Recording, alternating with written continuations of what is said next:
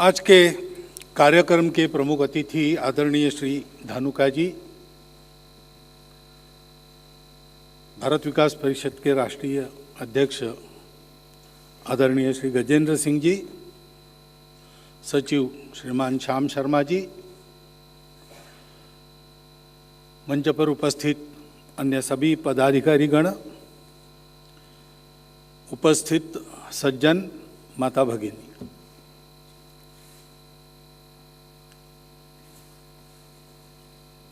Doctor Suraj Prakash ji की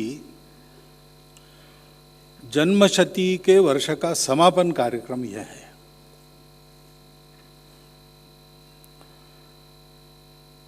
तो 1.25 साल तो 1 साल का ही होता है, इसके बाद 101 ऐसा चलेगा। मनाने की पद्धति 100वें साल को मनाने की है, इसलिए जन्मशती के कार्यक्रम समाप्त हो जाएंगे। परंतु जिस कार्य में डॉक्टर सूरज प्रकाश जी ने अपना जीवन लगा दिया,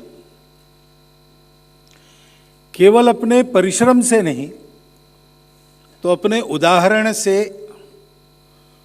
उस कार्य को एक स्वरूप देने का नित्य निरंतर प्रयास किया, वो कार्य तो सदा चलता रहेगा। इसलिए ये जो हम जन्मशती मनाते हैं, अब जो काम करते हैं उनको तो ये अपेक्षा नहीं रहती और ये पता भी नहीं रहता कि ऐसा होने वाला है, परंतु उदाहरण हम सब लोगों के सामने आता है, उसका हम पुनर्स्मरण करते हैं। उस बहाने कार्य कैसे प्रारंभ हुआ, कैसे चला, पहले दिन क्या थे, इसका स्मरण हो जाता है तो आगे आने वाले समय में उस कार्य को बढ़ाने के लिए हमको एक पुख्ता पाथेय ऐसा मिल जाता है। अभी भारत विकास परिषद एक देशव्यापी संगठन हो गया है, तो सामर्थ्य बढ़ा है और इतने वर्षों के कार्य के कारण कार्य के प्रति एक विश्वास, कार्य की एक प्रतिष्ठा भी बन गई है। इसलिए ये सब सहायक होते हैं। इसलिए पहले जो काम करते थे, 100 परिश्रम करते थे, तब एक कदम आगे बढ़ते थे। आज ये सब पुण्य अपने पास में आ गया है पूर्व के कार्यकर्ताओं के परिश्रम के कारण।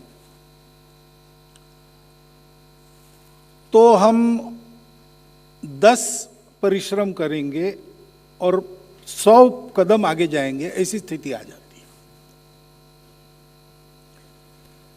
किसी भी कार्य में पहले उपेक्षा होती है, विरोध भी होता है, बल्कि भारत विकास परिषद का कार्य ऐसा है कि इसमें कोई विरोध की गुंजाइश नहीं है, किसी से लड़ना वड़ना नहीं है। जो अच्छा है वो करते रहना है, सबको जोड़ना है और अच्छे भले काम करते रहना है। संगठन गढ़े चलो, सुपंथ पर बढ़े चलो, हो भला समाज का वो काम सब किए चलो। इसमें विरोध की गुंजाइश बहुत कम रहती है, लेकिन फिर भी एक अवस्था वो भी है जिसमें से कार्य को जाना पड़ता है और फिर अनुकूलता आती है। अनुकूलता में ज्यादा चिंता करनी पड़ती है,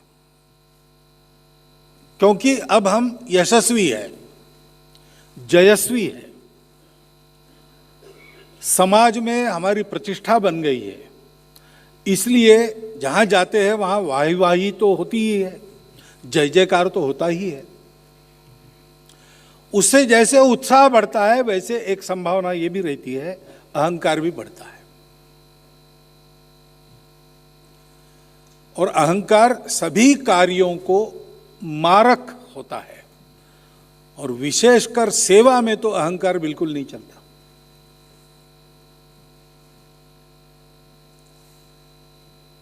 इसे कहानी बताते हैं कि एक राजा थे, बड़े प्रजावत्सल थे, कुशल थे, शूर भी थे, बचाव भी अच्छा करते थे देश का, आक्रामकों को उत्तर देने के लिए लड़ाइयाँ जीतते भी थे और लोगों के हित को जानकर उनके हित की बातें करते थे। तो जैसा आदर्श राजा होना चाहिए ऐसे वो राजा थे।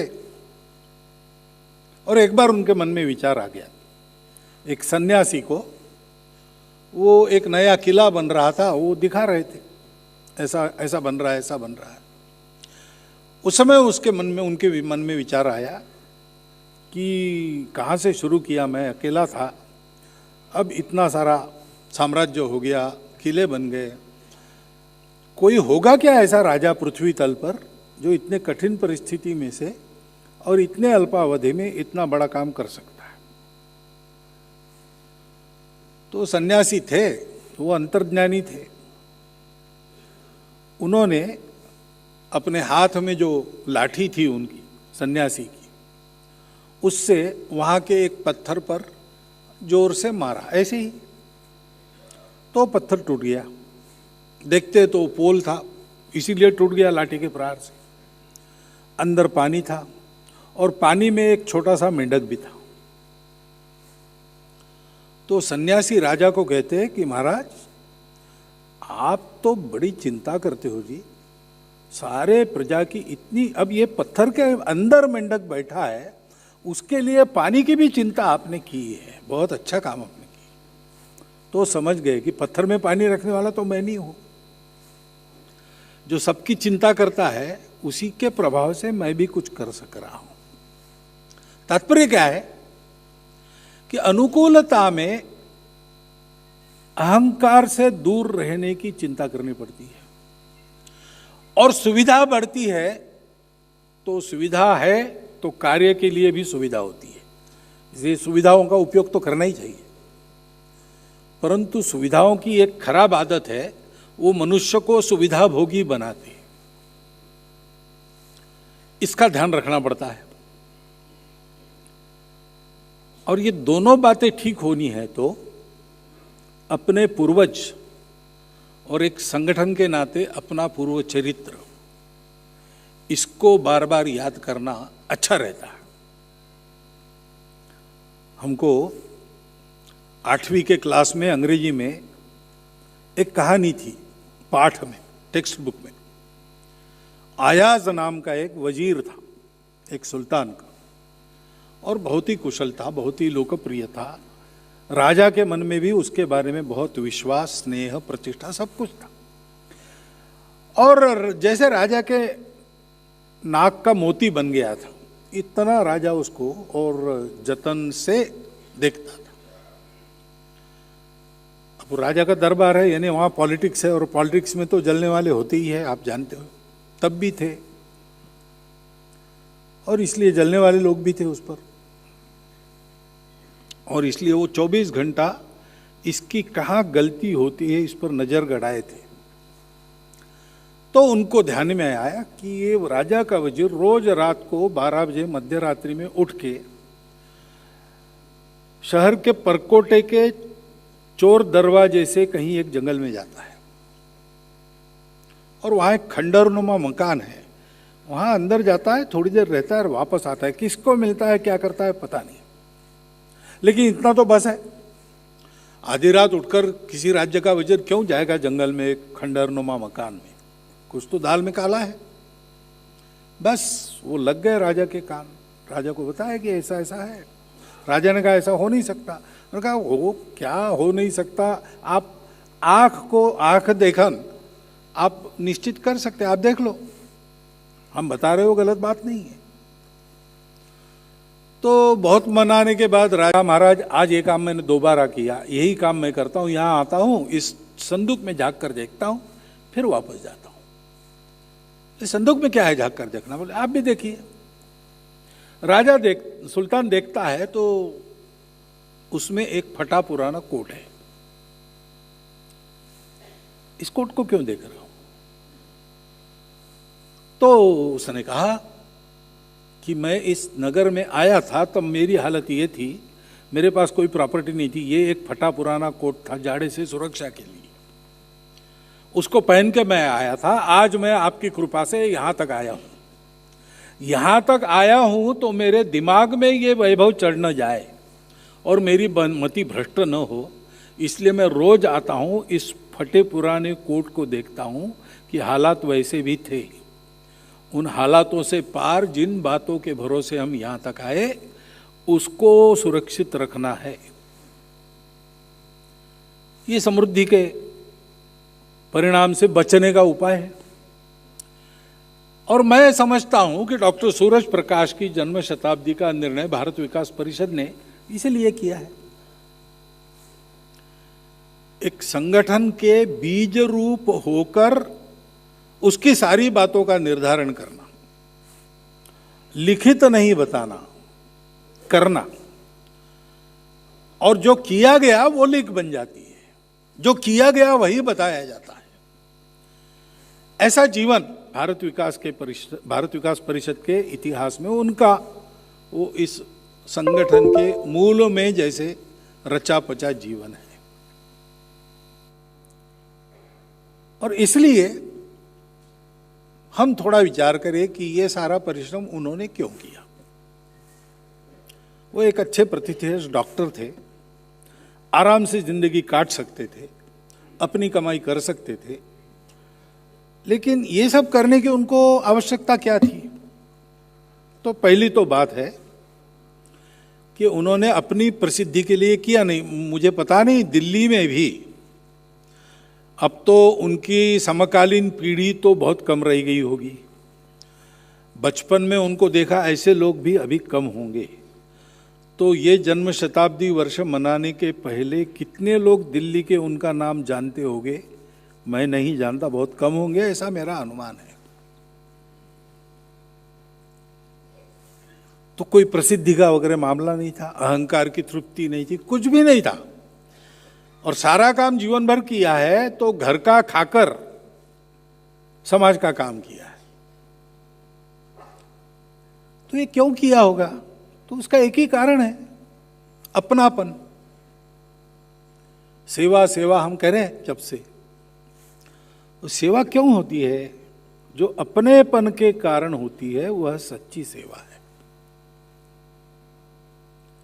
लगता है कि सेवा करनी चाहिए, जो दुख में है वो भी मेरा है, वो मेरा ही है, वो दुख में और मैं सुख में कैसे रहूं? कहीं कोई अभाव है तो मेरे जीवन में भी अभाव है, वो अभाव कहीं और है ऐसा नहीं, वो मेरे जीवन में ही वही अभाव है। उसको पूरा किए बिना मेरा जीवन पूर्ण नहीं होगा। यह संवेदना जो मनुष्य की मनुष्यता का परिचायक है, वो फूट पड़ती है।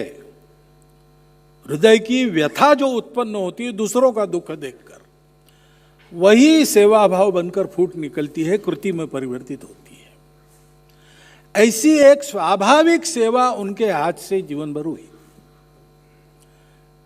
बिल्कुल देश विभाजन की परिस्थिति में गुंडों की दंगों से उस त्रासदी में पीड़ित लोगों को सुरक्षित भारत लाना, उनकी सेवा करना, यहां से लेकर तो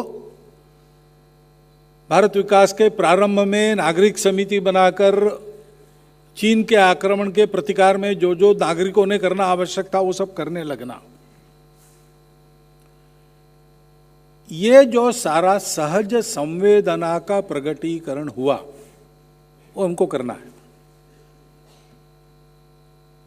क्योंकि भारत विकास परिषद समाज के प्रबुद्ध और समृद्ध व्यक्तियों का समूह है, संगठन है।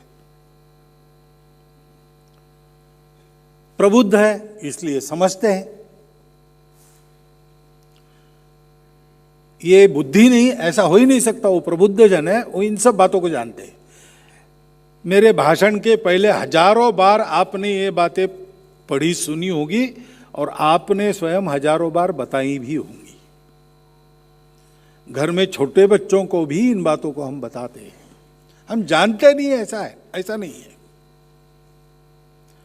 लेकिन बुद्धि से जो जानते हैं, मन से जो स्वीकार करते हैं, उसको कृति में लाने के लिए आदत करनी पड़ती है। शरीर की आदत बनती है, उस आदत को बदलना पड़ता है। अच्छा बनना यानी क्या? अच्छा बनना यानी क्या, बहुत से लोग जानते हैं, क्योंकि बताने वाले भी बहुत है।